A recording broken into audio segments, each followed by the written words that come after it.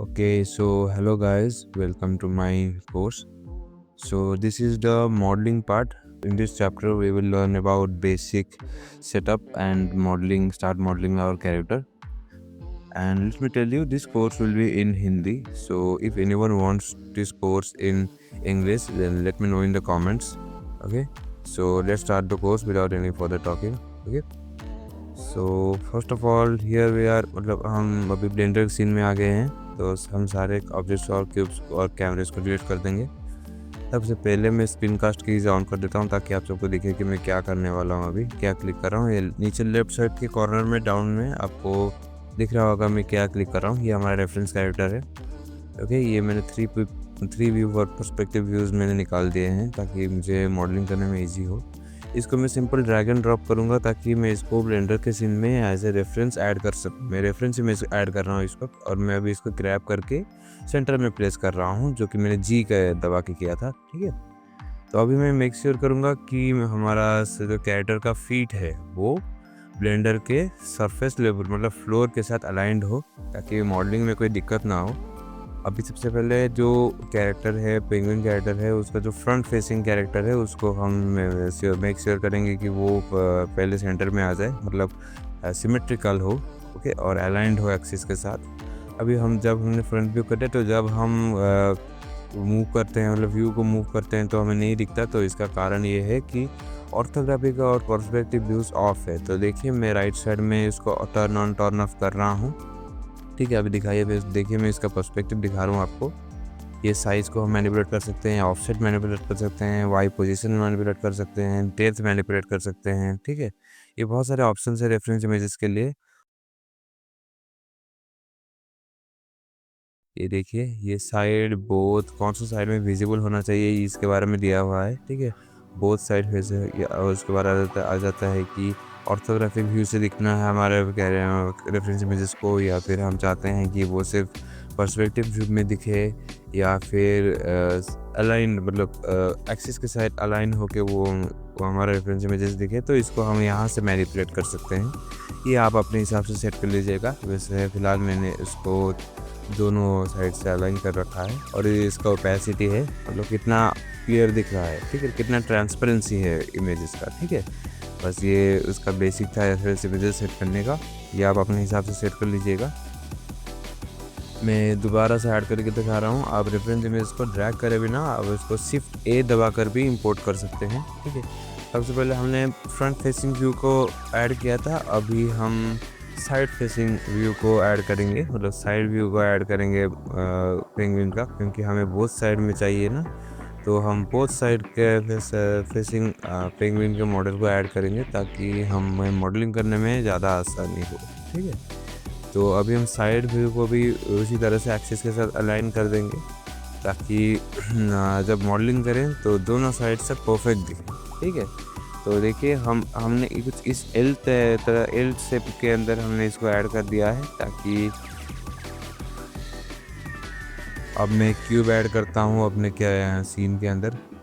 अब मैं अपने सीन के अंदर क्यूब ऐड करने के बाद क्यूब ऐड करने के बाद उसके ऊपर हम सब डिवीज़न मॉडिफायर ऐड करेंगे। तो उसे ऐड करने के दो ट्रिक्स है। पहले कंट्रोल 2 दबा दो। कंट्रोल 2 मतलब कंट्रोल प्लस 2 का मतलब हम कितने नंबर ऑफ सब डिवीज़न चाहते हैं। अगर आप 3 सब डिवीज़न लेवल चाहते हैं तो 3 दबाइए, 2 चाहते हैं तो 2 दबाइए, या फिर आप इसको डायरेक्टली मॉडिफायर सेशंस में भी जाके ऐड कर सकते हैं। ठीक है, तो फिलहाल मैं अभी कंट्रोल 2 दबा लेता हूँ क्योंकि वो शॉर्टकट की है और मुझे ईजी होता है करने के लिए। ठीक है, तो अभी मैं कंट्रोल 3 दबा रहा हूँ क्योंकि मुझे 3 लेवल्स ऑफ सब डिवीज़न चाहिए, मुझे थोड़ा स्मूदर मेश चाहिए। ठीक है, तो अब हम इस क्यूब को पोजीशन करेंगे उसके हेड के ऊपर, क्योंकि सबसे पहले हम हेड को मॉडल करने वाले हैं। तो मेक श्योर करते हैं कि ये हेड के साथ प्रॉपर्ली अलाइंड हो। देखिए बिल्कुल सिमेट्रिकल है। ठीक है, तो इसको हेड के साथ थोड़ा सा पोजीशन करने के बाद हम मॉडलिंग स्टार्ट कर देंगे।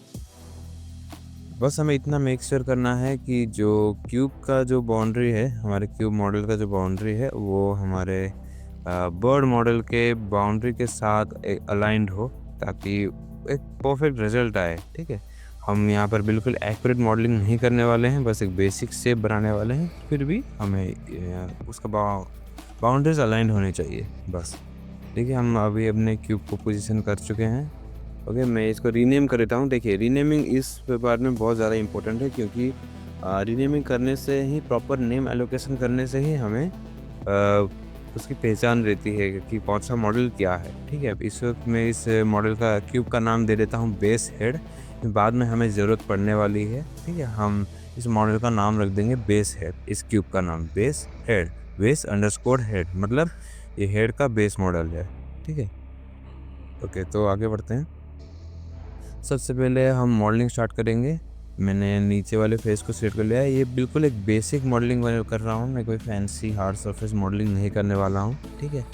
तो मैं बेसिक मॉडलिंग करने वाला हूँ। देखिए, मैं इस वक्त मार्क कर रहा हूँ कि हमारा जो हेड है वो फ्रंट के साथ साइड का अलाइंड है कि नहीं, ठीक है? वो उसके साथ हमें मैच करना ज़रूरी है।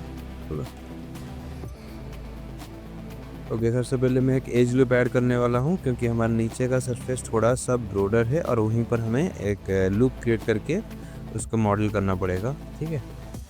मैंने एक एज लूप ऐड किया हुआ है। फिर ऊपर के टॉप पार्ट को हम थोड़ा सा स्केल करके छोटा कर देंगे। उसके बाद एक और एज लूप देंगे जहाँ पर हमारा हेड ब्रॉड होना शुरू होता है, फोर हेड के पास, ठीक है? इसको नीचे खींच देंगे एंड इसके बाद उसके टॉप हेड को हम थोड़ा सा स्केल कर देंगे ताकि वो हमारे रेफरेंस इमेजेस का मैच हो। देखिए, मैं बाउंड्री को प्रॉपरली मैच करा रहा हूँ अपने, मतलब इमेज के रेफरेंस इमेज की आउटलाइन को मैं अपने क्यूब के आउटलाइन के साथ अच्छे से मैच करा रहा हूँ। देखिए, बस उतना ही करना है हमें मॉडलिंग में, ठीक है? ये साइड पर्सपेक्टिव से हम कर देंगे, फ्रंट से कर देंगे, बस उतना ही करना है। देखिए, फिर फ्रंट से हम मेक श्योर करेंगे कि ये अलाइंड हो जाए। देखिए, मैं एक और एज लूप यहाँ पर दे रहा हूँ। जहाँ पर आपको एज लूप ज़रूरत हो वहीं पर दे, अननेसेसरी एज लूप ना दे, क्योंकि एज लूप देने से हमारा मॉडल जो है कुछ ज़्यादा ही डेंस हो जाएगा और थोड़ा शार्प हो जाएगा। हमें उतना शार्प मॉडलिंग नहीं चाहिए, ठीक है? देखिए, एक प्रॉपर हेड शेप बन गया है। ओके, देखिए, एक ये काफ़ी रफ शेप है ये, मतलब ये बिल्कुल प्रॉपर शेप नहीं है। अभी हमें सिर्फ उतना ही बनाना है। ओके, अब मेक श्योर करके दोनों साइड से हमारा हेड जो है मैच कर रहा है, इसलिए मैंने साइड और फ्रंट रेफरेंस दोनों ने लिया था। अब भी मैं आपको रिकमेंड करूँगा कि आप जब भी रेफरेंस इमेजेस लें, आप साइड फेसिंग और फ्रंट फेसिंग व्यूज़ दोनों लें, ताकि आपको मॉडल करने में कोई भी दिक्कत ना हो और आपका मॉडल परफेक्ट बने।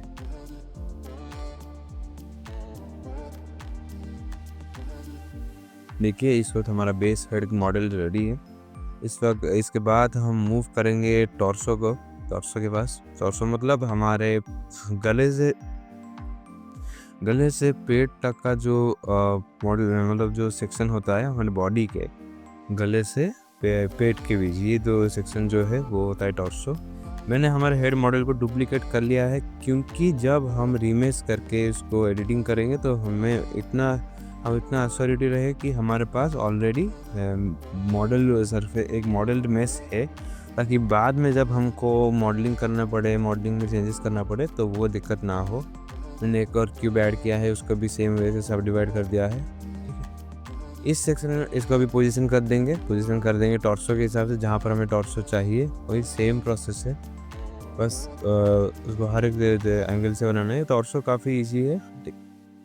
हम इस लेक्चर में हम क्या करेंगे ना, हर एक पार्ट को जो मॉडल करेंगे तो उसको हम वापस से सेव डुप्लीकेट कर देंगे। डुप्लीकेट करेंगे तो इससे फ़ायदा ये होगा कि जब हमारा मॉडल स्कल्पटिंग करने के लिए जाएगा, तो स्कल्पटिंग करते वक्त अगर हमने कुछ स्कल्पटिंग में गड़बड़ कर दी या फिर हमें वापस मॉडलिंग में कोई चेंजेस करने होंगे, तो हमारे पास एक डुप्लीकेटेड ओरिजिनल मेश होगा, ठीक है?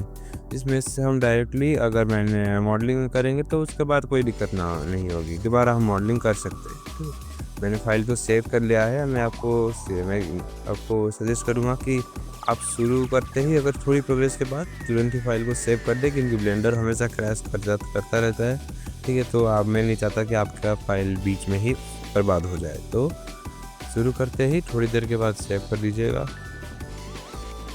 ओके, तो देखिए, मैं यहाँ पर भी वही आउटलाइन को सिर्फ मैच करा रहा हूँ, कोई फैंसी मॉडलिंग नहीं है। तो इसको थोड़ा सा स्पीड थ्रू कर देंगे, थोड़ा सा 2 से 3 स्पीड में आपको इसको स्पीड थ्रू कर दूँगा। देखिए, तो इस वक्त हमारा टॉर्सो का मॉडल रेडी है। हमने टॉर्सो को कम्प्लीटली मॉडल कर दिया है, ठीक है? इसको भी रीनेम कर देंगे। रीनेम करने के बाद इसके बाद हमारा आता है आर्म्स का पार्ट, इसको भी डुप्लीकेट कर देंगे और रीनेम कर देंगे। फिर ऐड करेंगे एक और क्यूब, इसको ऐड करेंगे हम आर्म्स के लिए। देखिए मैं इसको स्पीड से दिखा रहा हूँ, थोड़ा सा स्पीड कर दिया मैंने इसको। आर्म्स ऐड करेंगे क्योंकि आर्म्स थोड़ा सा डेलिकेट पार्ट है, क्योंकि आर्म्स में हमें कुछ थोड़ा सा मॉडलिंग की आइडिया ज़रूरी होनी चाहिए, क्योंकि थोड़ा सा समझ रहे हैं ना।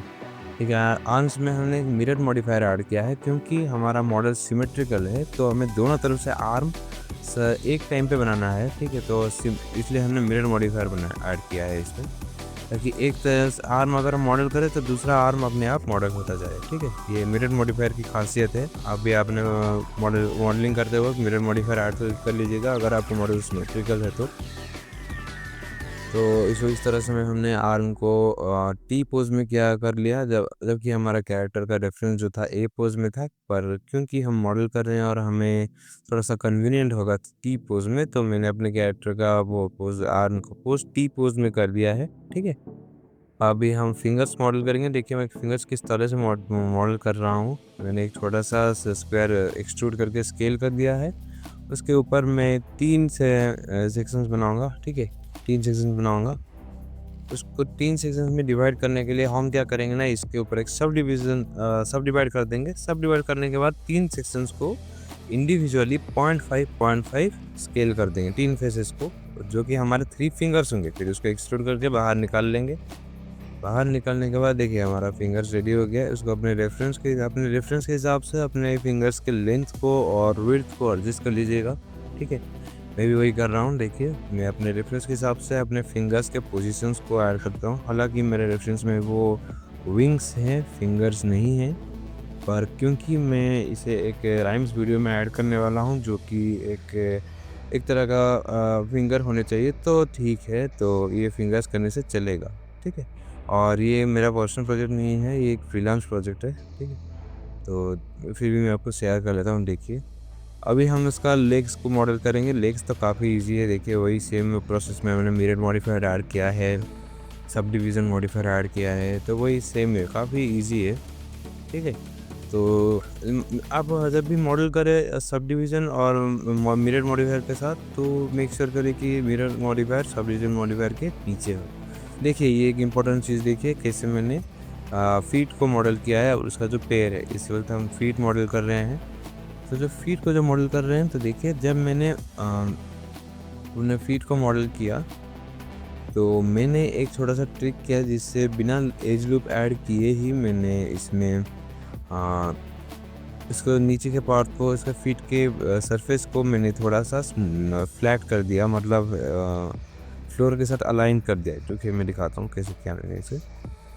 जब हम फीट को मॉडल कर रहे थे, तब मैंने इसके फीट के जो लोअर सरफेस है, ओके, वो लोअर सरफेस को मैंने सिलेक्ट करके शिफ्ट ई दबा दिया, जिससे क्या होता है ना, मेरे उस मॉडल का जो सरफेस है वो ज़्यादा शार्प हो जाए अपने करस्पॉन्डिंग फेस के साथ। ठीक है, देखिए शिफ्ट ई दबाया मैंने इसके, वो सरफेस का मैच कर गया। ठीक है, स्नैप हो गया और शार्प हो गया। देखिए देखा आपने, आप अगर नॉर्मली एज लूप ऐड करेंगे तो भी ये हो जाएगा, लेकिन ये बेटर है, ताकि हमारा मैच डेंस भी नहीं होगा और सिंपल मॉडल भी हो जाएगा। फिर मैं देखिए पूरी तरह से ऐसे ही बना रहा हूँ हर तरह के फेस को मैं अपने मॉडल के साथ शिफ्ट ई करके। देखिए मैंने इसको ग्राउंड के साथ अलाइन कर दिया, मतलब फ्लैट कर दिया थोड़ा सा। ये शिफ्ट ई दबा के करते हैं। ठीक है, इसके बाद मैंने बेसिक फीट का शेप बना दिया। थोड़ा सा रोटेट कर दूंगा इसको जेड एक्सिस में, ताकि ये थोड़ा मतलब रियलिस्टिक लगे। फेस का जो अलाइनमेंट, फीट का जो अलाइनमेंट है, थोड़ा सा रियलिस्टिक लगे। उसके बाद हम इसमें भी फिंगर्स बना लेंगे। मैं इसका भी इसी तरह से सब डिवाइड करने के बाद एजेस को डिज़ोल्व कर दूंगा और 3 सेक्शंस को स्मॉल 0.5 में स्केल छोटा करके उसके बाद फिंगर्स को एक्सट्रूड कर दूंगा। ठीक है, हमारा फिंगर्स एक्सट्रूड हो चुका है। तो फिंगर्स को एक्सट्रूड करने के बाद बस हमारे फीट के जो टोज़ हैं, टोज़ तो बन गए हैं। इसको अपने हिसाब से एडजस्ट कर लीजिएगा। हालांकि इसके टोज़ तो काफ़ी छोटे थे, तो मैंने इसको उतना बड़ा नहीं किया। तो देख सकते हैं अभी हम मूव करेंगे बीक सेक्शन में। बीक मतलब इसका चोंच होता है, चोंच बनाएंगे। ठीक है, अपने पेंगुइन का चोंच बनाएंगे। तो चोंच एक काफ़ी इंटरेस्टिंग प्रोसेस है, मुझे काफ़ी मज़ा आया है चोंच बनाते हुए। मैं दिखाता हूँ कैसे बनाते हैं इसको। सबसे पहले हम क्या करेंगे ना, चोंच बनाने में मैंने अभी उसका जो ऊपर का चोंच है वो बना दिया है, मैं नीचे का दिखा रहा हूँ। ओके, ऊपर का चोंच का मतलब मेरे ख्याल से अच्छा ही बना है, तो नीचे का बनाते हैं। सबसे पहले हम प्लेन ऐड करेंगे ओके, एक प्लेन ऐड करेंगे। प्लेन ऐड करने के बाद इसको लेफ्ट साइड नीचे से डिवाइड करके लेफ्ट पार्ट को काट देंगे, ठीक है। लेफ्ट पार्ट को डिलीट कर देंगे। अब इसके ऊपर हम एक मिरर मॉडिफायर ऐड करेंगे, क्लिपिंग को ऑन कर देंगे। तो ताकि क्या होगा ना, जब हम एक साइड को मूव करेंगे दूसरा साइड अपने आप मूव करेगा, ठीक है। ये काफ़ी खास चीज़ है मिरर मॉडिफायर का। ओके, मिरर मॉडिफायर को आप इस तरह से भी यूज़ कर सकते हैं, हालांकि हम इसका आगे यूज़ करेंगे। उसके बाद हमने ऐड किया है सॉलिडिफाई मॉडिफायर, और सब डिवीज़न भी ऐड किया हुआ है, ठीक है। सब डिवीज़न मॉडिफायर और सॉलिडिफाई दोनों ऐड कर देंगे, ठीक है। सॉलिडिफाई को अपने हिसाब से एडजस्ट कर लीजिएगा, आप अपने चोंच को कितना मोटा चाहते हैं, ठीक है। अभी हम देखिए, अभी हम चोंच को उसी जगह पर प्लेस कर देंगे कहाँ पर हमें चाहिए।